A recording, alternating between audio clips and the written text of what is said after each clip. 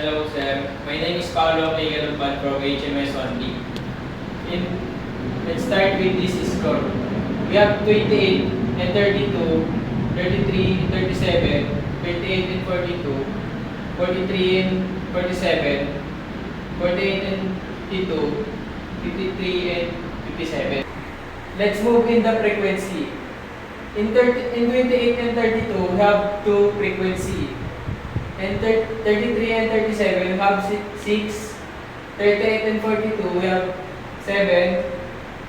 43 and 47, we have 8, and so on. Let's move in x. How to get with this x?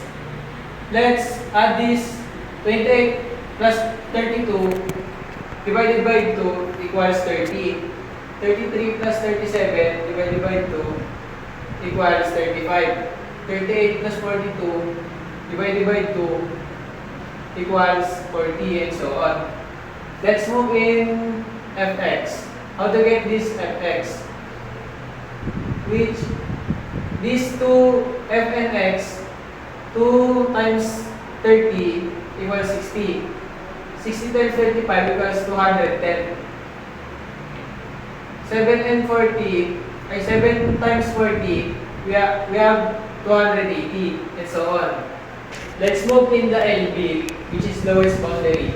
In the lowest boundary, 28 minus 0.5 equals 27.5.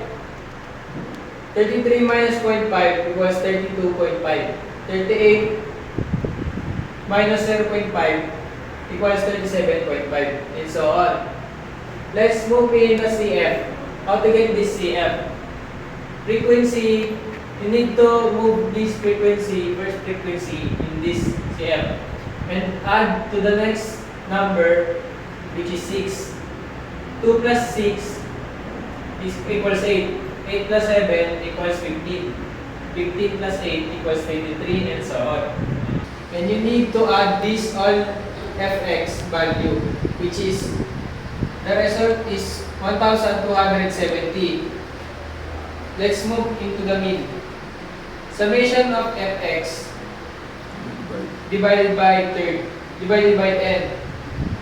with 1270 divided by 30 equals 42.33. Let's move in the median.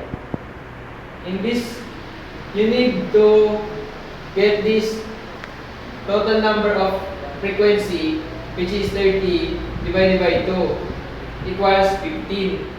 In the LBMC, we have 37. In the FMC, we have 7. CF, we have 8. And CW, we have 5. And this X, 15. In the 15 minus 8, we have 7. And 7 divided by 7 equals 1. And 1 times 5 equals 5. So the answer is 37.5 plus 5 equals 42.5. Okay. Let's move into the mode. You need to get the D1 and D2. Put it D1 and D2. D1 plus D2, we have one D1 in 1 and D2 is 3. 1 plus 3 equals 4. And the 1 divided by 4 equals 0.5. 0.5 times 5 equals 1.5. And you need to add this LBMC and the answer. 42.5 plus 1.25 equals 43.75.